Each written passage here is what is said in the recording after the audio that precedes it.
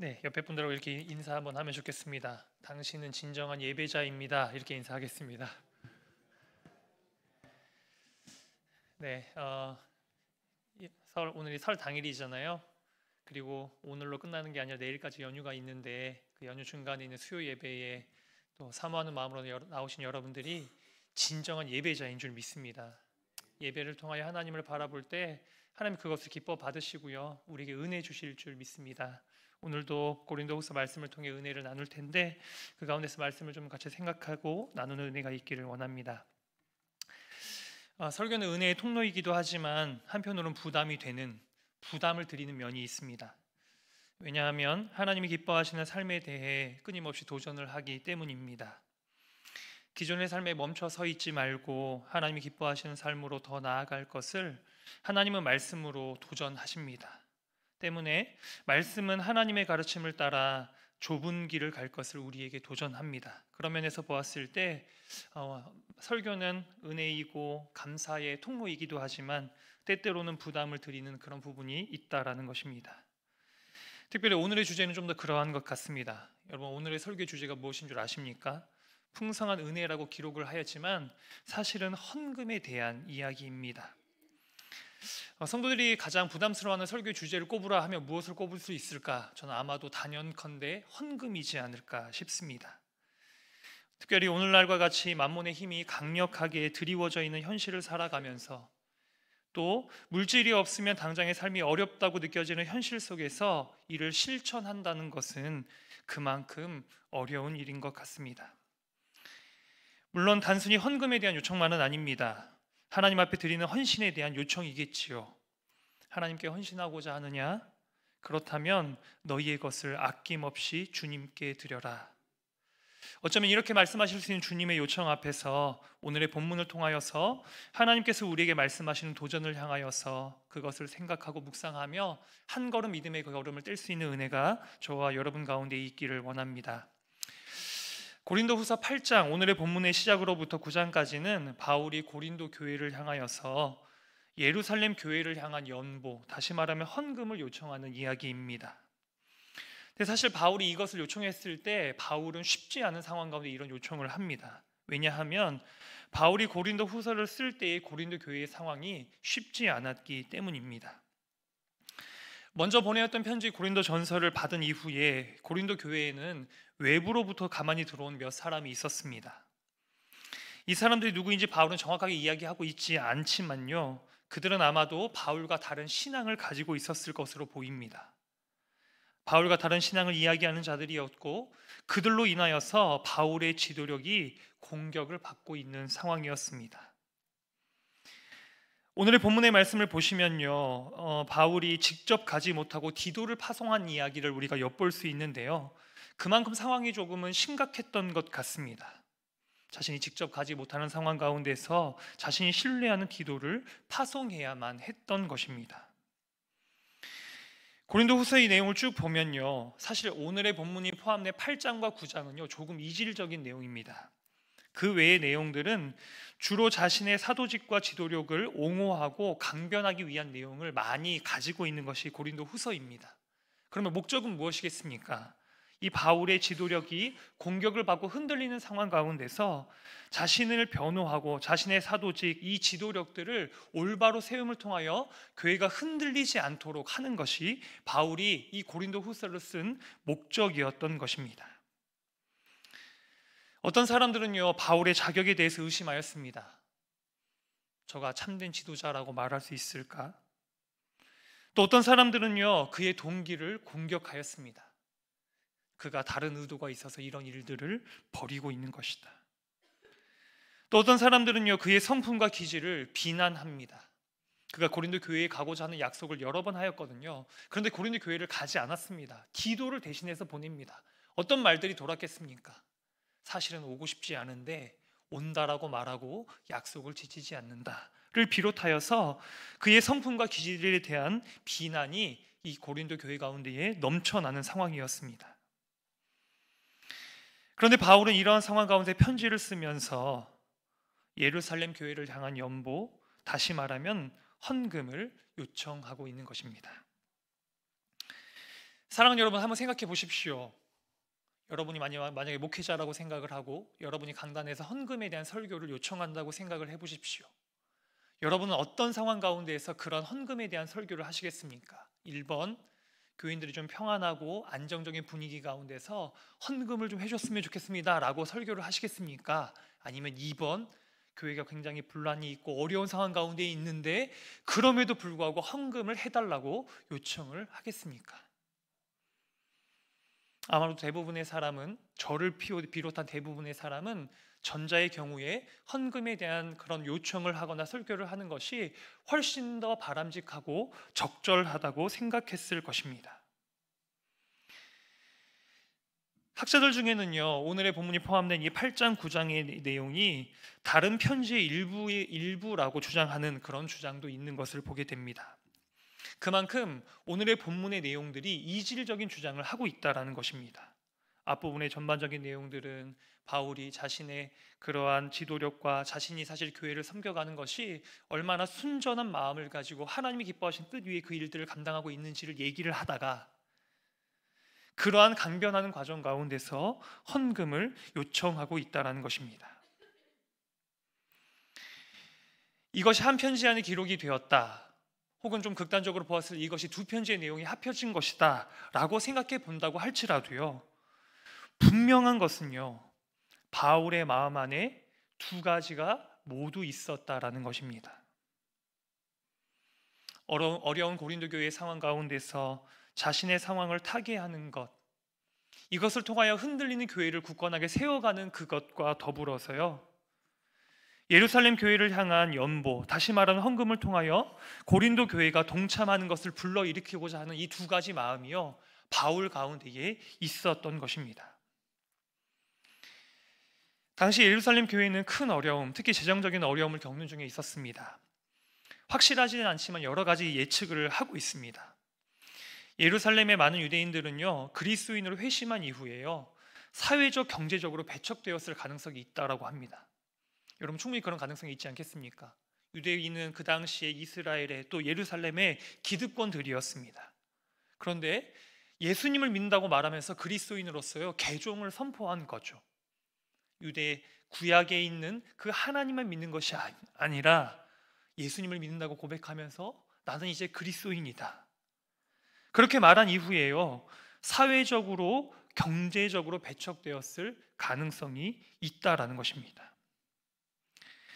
또 그 가능성을 또 이런 측면으로 보는 것이 있는데요, 예루살렘 교회는요, 기독교 세계의 모교회라고 말할 수 있죠.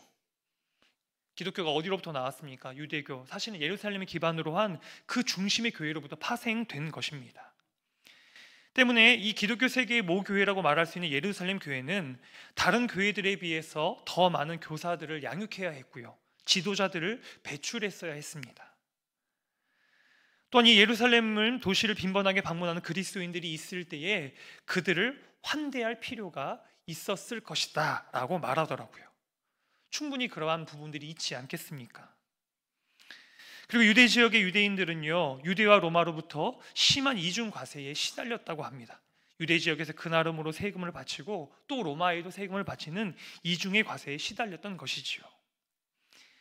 이러한 이유들 가운데에서요, 예루살렘 교회가 기근을 만났던 것입니다. 처음에 복음을 전해 주었던 예루살렘 교회, 그리고 지도자들을 파송하여 주고 교회를 이방 가운데 세우게끔 해줬던 그 중심의 역할을 하고 있던 예루살렘 교회가 흔들리는 모습을 보게 되었던 것입니다. 이런 상황 가운데서 바울은요, 두 가지 상황을 떠안게 된 것입니다.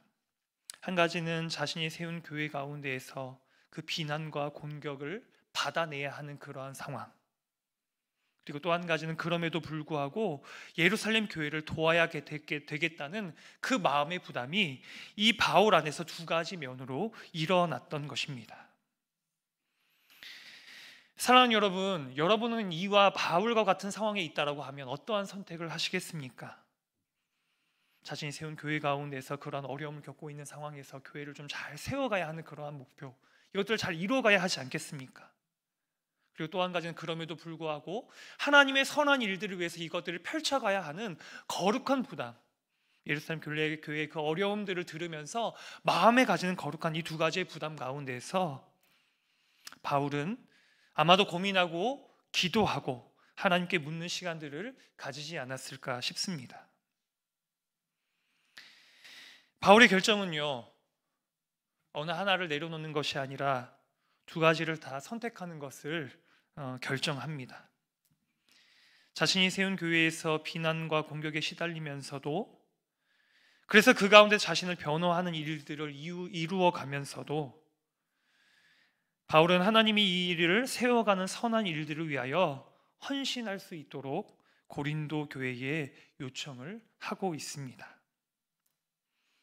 어떻게 보면 그러한 말을 하기가 쉽지 않은 상황 가운데에서 그럼에도 불구하고 그것들을 자신 나름대로 다루어 가면서 하나님의 일을 세워가는 그 선한 일들을 헌신하도록 고린도 교회에 요청했던 것입니다. 오늘의 본문의 말씀은 우리가 현실 속에서 살아가는 그 삶의 자리 가운데에서 믿음의 현실적인 모습을 생각하게 합니다. 저는 개인적으로 대학생 선교단체에서 훈련을 받을 때 그런 기대를 좀 가졌던 적이 있습니다. 기도를 열심히 하고 하나님께 헌신하면서 나아가면 하나님의 나라가 쫙쫙쫙 확장되어져 갈 것을 눈으로 보게 될 것이라는 기대가 좀 있었습니다. 한 4년간 훈련을 받으면서, 왜냐하면 이 선교단체, 이 대학생 선교단체라는 공간은요, 특별한 보호하심 가운데서 하나님의 은혜를 경험하는 자리이거든요. 내가 기도할 때 내 기도를 열어갈 수 있도록 정말로 많은 사람들이 중보의 기도를 해주고, 내가 하나님을 만나갈 때 하나님을 만나갈 수 있도록 정말 많은 사람들이 살피고 권면하여 주고, 그러한 가운데 하나님의 은혜를 깊이 있게 경험하기 때문에 사실은 제가 생각했을 때 천국과도 같은 그런 은혜를 맛보는 시간들이 대학생 선교단체의 시간들입니다. 그 중에 수련회는 더욱더 그러하지요. 수련회 가면 하나님의 은혜가 깊이 있게 부어지지 않습니까? 제가 다녔던 IBF라는 선교단체는 5박 6일 수련회를 했는데요, 5박 6일 정도 수련회를 하면요, 정말 울트라 텅스텐도 웬만하면 은혜를 받습니다. 첫날은 힘들어하고, 둘째 날은 힘들어하고, 셋째 날은 힘들어하도요, 그것을 넘어가면서 기도하게 하고 말씀을 듣게 하고 쏟아 부으면요, 어느 순간에 정말 마음의 문이 열려져서 하나님 앞에 은혜를 경험하면서 반응하는 놀라운 역사가 일어나게 됩니다. 그러면서 이런 꿈을 꾸게 되는 것이죠. 맞아, 이곳이 천국과도 같다. 우리가 하나님을 믿고 하나님을 의지하며 기도하며 씨름하며 나아가면 우리의 인생에도 이런 일들이 펼쳐지겠지. 그런데요, 대학을 졸업하고 현실로 가니까요, 우리의 현실은 막상 그렇지가 않더라고요. 하나님의 은혜를 우리가 알고 그 믿음의 길들을 걸어가지만 하나님의 일들이 보여지는 것보다 하나님의 일들이 멈춰 서 있는 것처럼 느껴지는 그런 시간들을 경험하게 되었습니다. 사랑하는 여러분, 여러분들은 어떠십니까? 여러분은 삶의 자리 가운데서 어떠한 하나님의 그 은혜의 국면 가운데 접어들어 있으십니까? 제가 전자에 말씀드렸던 것처럼 특별한 보호하심 가운데서 하나님의 은혜를 충만하게 경험하며 그 가운데서 흔들리지 않는 그런 풍성한 가운데 여러분의 인생들을 개척해가고 믿음의 길들을 걸어가고 계십니까? 아니면 여러분이 발디디는 삶의 현장과 그 자리가 때때로는 너무나 녹록지 않고 정말 하나님이 살아계신가 하는 의심이 일어나는 가운데서 그 길을 걸어가고 계십니까? 생각해보면요, 아마도 후자에 조금 더 가깝지 않을까 싶습니다. 물론 우리는 은혜를 사모합니다. 하나님의 은혜를 사모하며 더 풍성한 하나님의 은혜를 날마다 경험할 것들을 기대하고 우리가 자라가기를 소망합니다. 그러나 분명한 것은 우리의 삶의 자리에 그러한 시간들이 있다라는 것입니다. 적어도 이 땅의 현실은 악과 죄가 가득하고 또 우리 안에는 연약함과 죄가 있으며 그것이 우리의 삶을 격동하며 우리의 삶을 흔들어 놓기 때문입니다. 사랑하는 여러분, 그러한 삶의 자리 가운데서 우리의 믿음을 세워간다는 것, 우리가 믿음을 가지고 하나님을 따라간다는 것은 어떤 모양이 되어야 하겠습니까? 아마도 믿음의 삶을 살아간다는 것은 모든 것이 다 안정적으로 이루어지는 중에 하나님이 기뻐하시는 삶을 살아가는 것이 아니라 그렇지 않은 현실에 발을 딛고 살아가면서도 그 분투를 이어가는 과정에 더 가깝지 않을까 생각해 보게 됩니다. 오늘 본문의 말씀은요, 바울의 그 믿음의 길을 보여주고 있는 것입니다. 자신에게 반기를 드는 것처럼 보이는 고린도 교회에게 하나님의 선한 일들을 위해 돈을 내라고 설득하는 일, 그리고 그 돈을 안전하게 그리고 올바른 절차에 따라서 예루살렘에 가져가려고 하는 일, 그리고 그것의 교회가, 이 예루살렘 교회가 그것을 받아들일 수 있도록 전달하는 일을 세밀하게 진행하여 가는 것, 이것이 아마 바울이 행하였던 분투이지 않을까 싶습니다. 저는 오늘 이 말씀을 묵상을 하면서요, 바울의 세심함을 좀 보게 되었습니다. 로마서 15장의 말씀을 보면요, 이 바울이 로마 교회를 향하여서 편지를 쓰면서 이 헌금이 예루살렘 교회에 거부감 없이 받아들여지도록 기도해 달라고 요청하여 주는 그런 본문의 내용이 있습니다. 15장 26절의 말씀에 보면 이렇게 말씀합니다. 마게도냐와 아가야 사람들이 예루살렘 성도 중 가난한 자들을 위하여 기쁘게 얼마를 연보하였습니다. 여기서 아가야 사람이라고 말하는 아가야 지방이 고린도 교회가 있는 지방입니다. 그렇게 연보를 하였다는 것입니다. 그리고 31절에 이렇게 말씀하는 것입니다. 나로 유대에서 순종하지 아니하는 자들로부터 건짐을 받게 하고 또 예루살렘에 대하여 내가 섬기는 일을 성도들이 받을 만하게 하고, 정성을 다해서 연보를 다 준비해서 헌금을 준비해서 예루살렘 교회에 보내는데요, 예루살렘 교회의 상황은 또 다를 수 있다라는 것입니다. 그것을 부담스럽게 받아서 받지 않을 수도 있는 거고, 또 여러 가지 오해가 생길 수 있는데, 그 가운데서 아무런 무리 없이 이 헌금이 받아들여질 수 있도록 그렇게 기도해 달라고 요청하였다는 것입니다.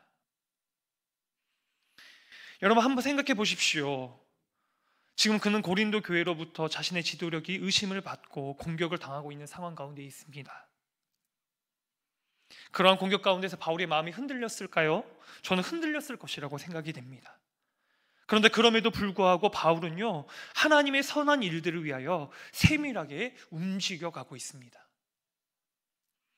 하나님이 이 고린도 교회를 향하여서 그 예루살렘 교회를 돕는 그 연보 가운데 참여할 수 있는 그러한 권면을 그들을 향하여 담대하게 전하고 있고, 더 나아가서는 그 중간의 과정들을 세밀하게 지켜서 그 다음에 이 헌금이 예루살렘 교회에도 안정적으로 잘 전해질 수 있도록 세밀하게 개입하여 가고 있는 모습을 이 성경은 바울의 일들을 통하여 보여주고 있다라는 것입니다.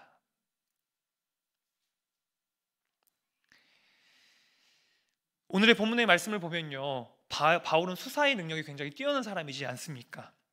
그래서 이 고린도 교회의 성도들을 설득하기 위해서 마게도냐 교회의 모습을 예로 듭니다. 그러니까 이 예루살렘 교회 가운데 헌금을 했던 교회가요, 마게도냐 교회, 그리고 오늘의 본문의 고린도 교회였던 것으로 보이는데요, 먼저 헌금을 했던 교회가 아마도 마게도냐 교회였던 것 같습니다. 그런데 이 마게도냐의 예를 보면요, 마게도냐 교회 역시 하나님의 말씀을 따라 그 어려운 상황 가운데서도 묵묵히 그 길을 걸어가고 있는 자들이라는 것을 우리는 알 수 있습니다. 본문의 말씀을 보면요, 이 마게도냐 교회에 대해서 이렇게 묘사하고 있습니다. 2절의 말씀에 보시면 환난의 많은 시련 가운데 그들이 넘치는 기쁨과 극심한 가난이 그들의 풍성한 연보를 넘치도록 하게 하였다. 이 마게도냐도 같은 상황 가운데 있었던 겁니다. 환난과 시련 가운데서 그들은요, 그럼에도 불구하고 넘치는 기쁨을 가지고 있고요, 그들은 극심한 가난 가운데 있었는데 그 극심한 가난을 통하여서 오히려 그 어려움 가운데 있는 이들의 마음들을 공감해냄을 통하여서 오히려 풍성한 연보를 넘치도록 이루었다고 말씀하고 있습니다. 3절의 말씀은요, 이렇게 말씀합니다. 그들의 힘대로 할 뿐 아니라 힘에 지나도록 자원하였다. 그들의 힘대로만이 아니라 힘에 넘치도록,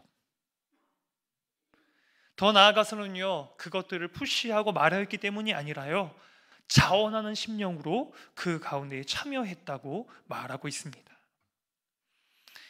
4절의 말씀이 이렇게 말씀합니다. 이 은혜와 성도 섬기는 일에 참여함에 대하여 우리에게 간절하게 구하였다.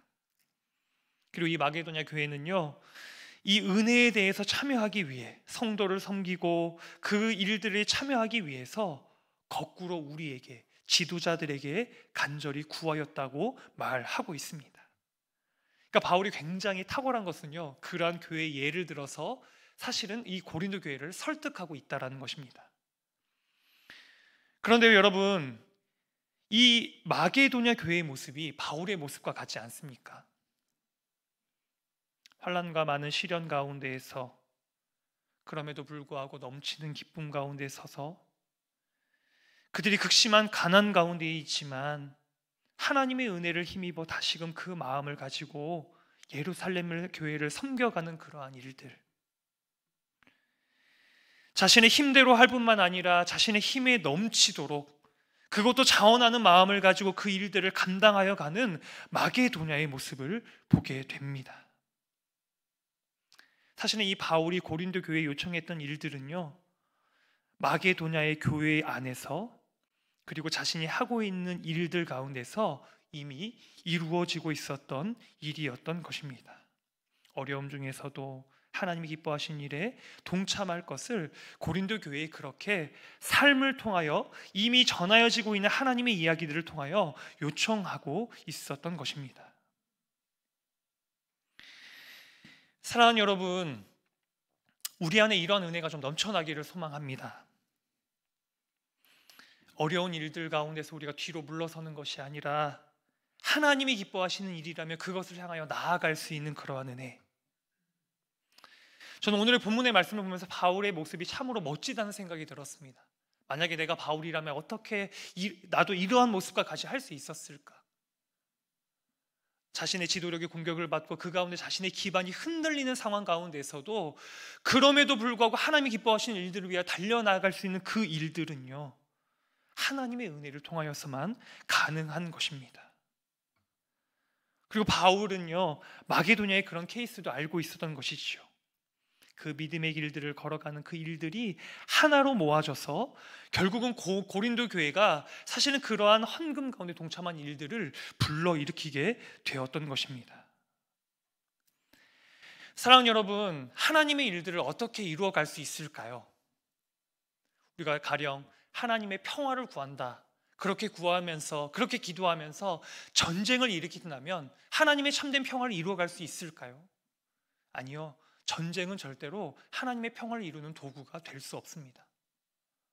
평화를 이루려면요, 평화를 심어야 하는 것이죠.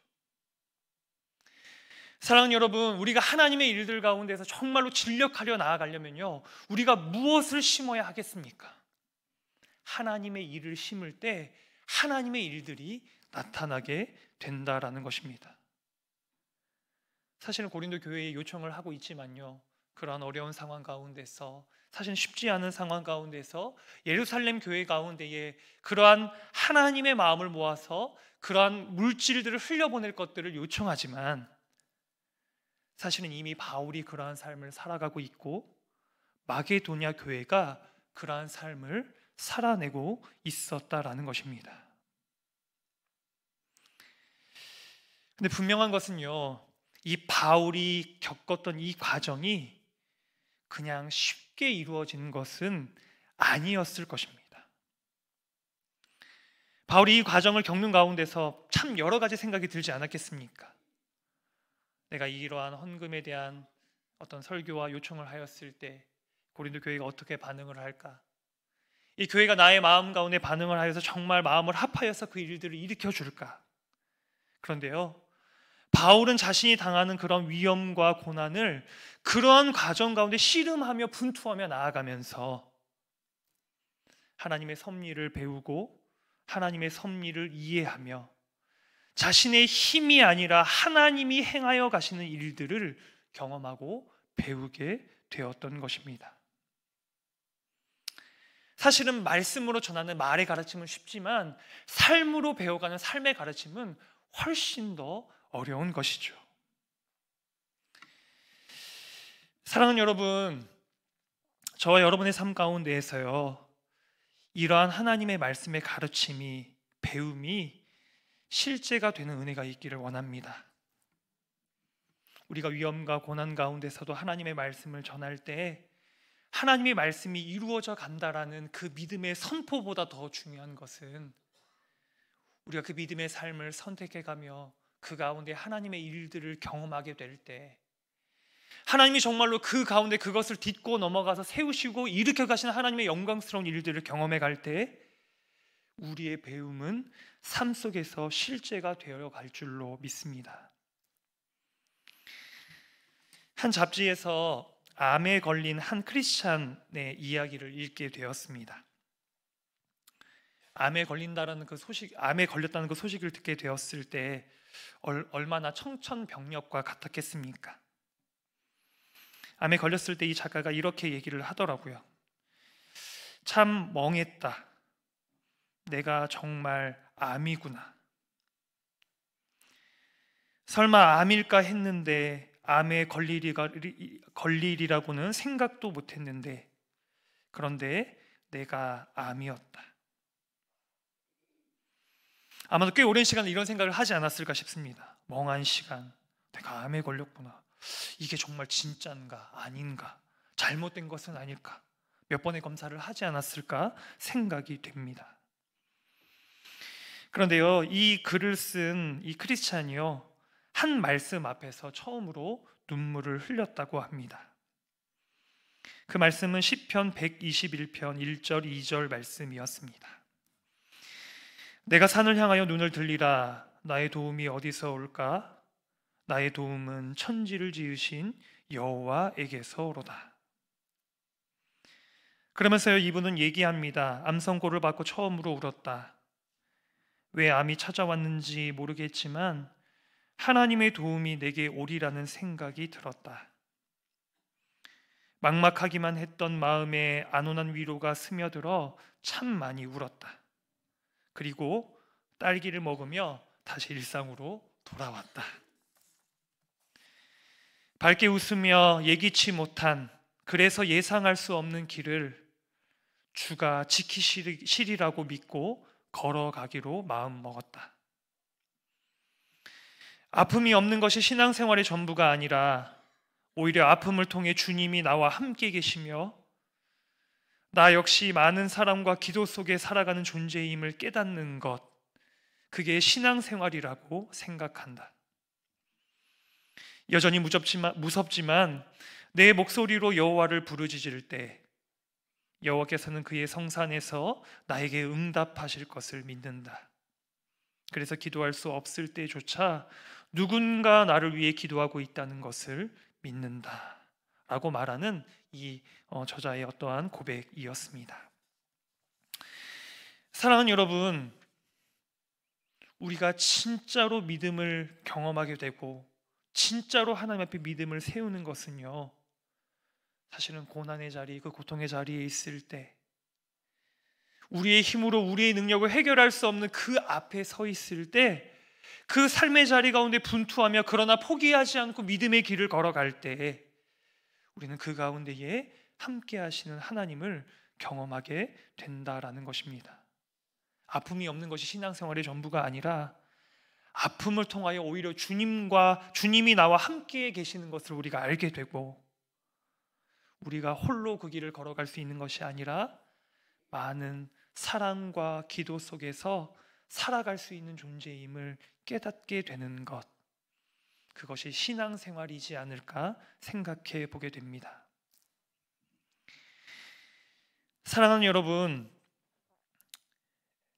바울의 이러한 권면, 바울이 그러한 고난 가운데서도 이 예루살렘 교회를 향한 이 연보에 동참해달라는 요청 가운데에는요, 하나님의 그 초대가 있는 것 같습니다.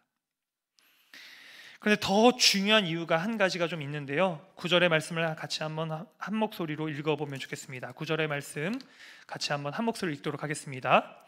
우리 주 예수 그리스도의 은혜를 너희가 알거니와 부유하신 이로써 너희를 위하여 가난하게 되심은 그의 가난함으로 말미암아 너희를 부유하게 하려 하심이라.